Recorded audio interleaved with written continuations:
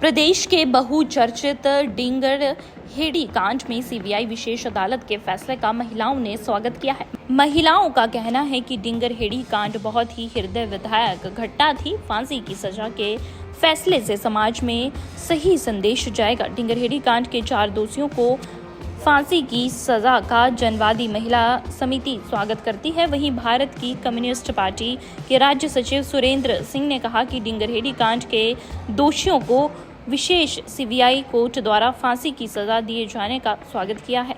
जनवादी महिला समिति की राष्ट्रीय उपाध्यक्ष जगमती सांगवान, राष्ट्रीय अध्यक्ष सविता, महासचिव उषा सरोहा व कोषाध्यक्ष राजकुमारी दहिया ने कहा कि जनवादी महिला समिति न्याय की लड़ाई में शुरू से पीड़ित परिवारों के साथ खड़ी रही। इस फैसले ने परिवार को कुछ राहत दी है, परंतु राज्य सरकार की तरफ पीड़ित परिवार ने पुनर्वास के लिए कोई इंतजाम नहीं किए। इस जघन्य कांड को निहायत ही शर्मनाक ढंग से उस समय मुख्यमंत्री मनोहर लाल खट्टर छोटी मोटी घटना बताते रहे। ना तो स्वयं मुख्यमंत्री और ना ही राज्य सरकार का कोई व्यक्ति पीड़ित परिवार से मिलने आया, बल्कि पुलिस प्रशासन व राज्य सरकारों ने बचाने में लगे रहे। इस सबके बावजूद पीड़ित परिवार का मजबूती से लड़ना, चारों लोगों को फांसी के तख्ते तक ले जाया गया। वहीं महिला समिति मांग करती है कि पीड़ित परिवार को पुनर्वास की उचित व्यवस्था की जाए और परिवार को सरकारी नौकरी दी जाए।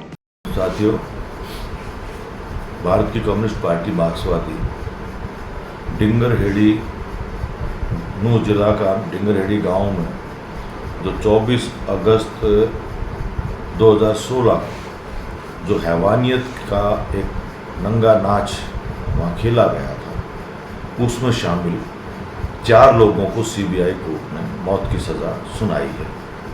अन्य लोगों को संदेह के आधार पर छोड़ा गया है। हमारी पार्टी, भारत की कम्युनिस्ट पार्टी मार्क्सवादी का मानना है कि ये एक आंशिक न्याय मिला है। इस घटना का उस समय के ऊपर एक सामूहिक बलात्कार और एक सामूहिक हत्याकांड का ये मामला था। 24 अगस्त की रात कुछ राक्षस टाइप लोगों ने सोते हुए परिवार पर हमला किया, जिसमें एक कपल उसकी हत्या की गई। 2 लड़कियां जिसमें से एक नाबालिग थी, उनके साथ सामूहिक बलात्कार किया गया और उसके अन्य परिवार के लोगों को गहरी चोटें मारी। उस मौके के ऊपर हमारी पार्टी बार बार वहाँ गई। हमारे पार्टी के सांसद उस समय के ऊपर, पार्टी के पॉलिट ब्यूरो मेंबर नीलोत्पल बसु, करुणाकरण जी जो सांसद हैं, बदरुद्दीन जी उस समय जो मेंबर पार्लियामेंट थे, पार्टी का स्टेट लीडरशिप कमलिंदरजीत, सविता, ये साथी वहाँ पर उस समय पर गए थे और इसको हर स्तर के ऊपर हमने उस समय उठाया था। उस समय के ऊपर अफसोस की बात है कि ये जो सांप्रदायिक जो मुखौटा, जो राजनीति का जिस तरह सांप्रदायिक जो नज़रिया है, उस आधार के ऊपर हमारे राज्य के मुख्यमंत्री ने उस समय पर, क्योंकि जो आरोपी हैं वो एक धर्म से उनका वास्ता है और जो पीड़ित है वो एक धार्मिक समुदाय से संबंधित है, तब ये कहा था कि ये ऐसी छोटी मोटी घटनाएं होती रहती और उस समय के ऊपर आरोपी लोगों को बचाने के लिए पंचायतें वगैरह भी की गई थी। इसी तरह से अन्य जो धर्मनिरपेक्ष तांत्रिक जो संगठन है, उनकी तरफ से भी पंचायतें हुई थी पीड़ितों को न्याय के लिए, उसमें हमारी पार्टी भी शामिल थी और अंततः सरकार को सीबीआई जांच के लिए केस देना पड़ा और सीबीआई की जांच से ही अल्टीमेटली ये संभव हो पाया है कि वह आज दोषियों को एक सज़ा मिली है। लेकिन अफसोस की बात है कि जो पीड़ित परिवार है उसको जो भरपूर सहायता और उनका पुनर्वास के लिए जो किया जाना चाहिए था वो अभी तक नहीं किया गया। जिसके पेरेंट्स मारे गए थे उस लड़के को उस समय के ऊपर एक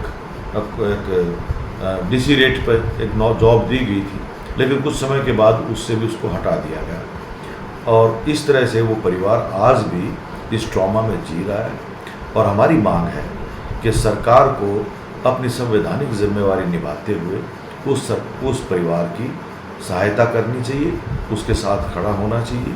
अफसोस की बात है कि उस समय पर भी कोई भी मंत्री उस परिवार को सांत्वना देने तक भी नहीं गया था, लेकिन कम से कम अब तो सीबीआई का जांच के आधार पर कोर्ट का फैसला हो चुका है, तो ये उम्मीद तो की जानी चाहिए कि राज्य की सरकार आज तो कम से कम उन पीड़ितों के साथ खड़ा हो, उनका सहारा बने, यह हम मांग करते हैं। धन्यवाद।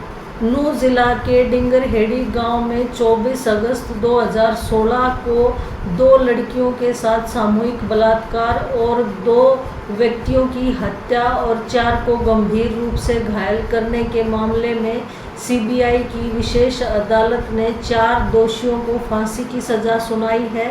जनवादी महिला समिति इस फैसले का स्वागत करती है और उस समय से जनवादी महिला समिति परिवार के साथ खड़ी रही और अभी भी परिवार के साथ खड़ी है।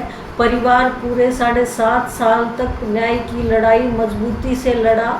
ये वही घटना है जिसको लेके उस समय के मुख्यमंत्री श्री मनोहर लाल खट्टर ने इस घटना को छोटी मोटी घटना बताया था और बेशर्मी की हद ये थी कि सरकार की तरफ से कोई भी नुमाइंदा परिवार से मिलने नहीं गया और ना ही किसी तरह का कोई पुनर्वास परिवार का किया गया और सामाजिक तौर पे भी परिवार के ऊपर काफ़ी दबाव बनाया गया। इसके बावजूद परिवार मजबूती से डटा रहा।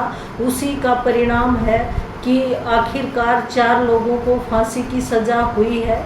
जनवादी महिला समिति इस फैसले का स्वागत करती है, साथ ही साथ ये भी मांग करती है कि परिवार का पुनर्वास किया जाए, परिवार के एक सदस्य को सरकारी नौकरी दी जाए।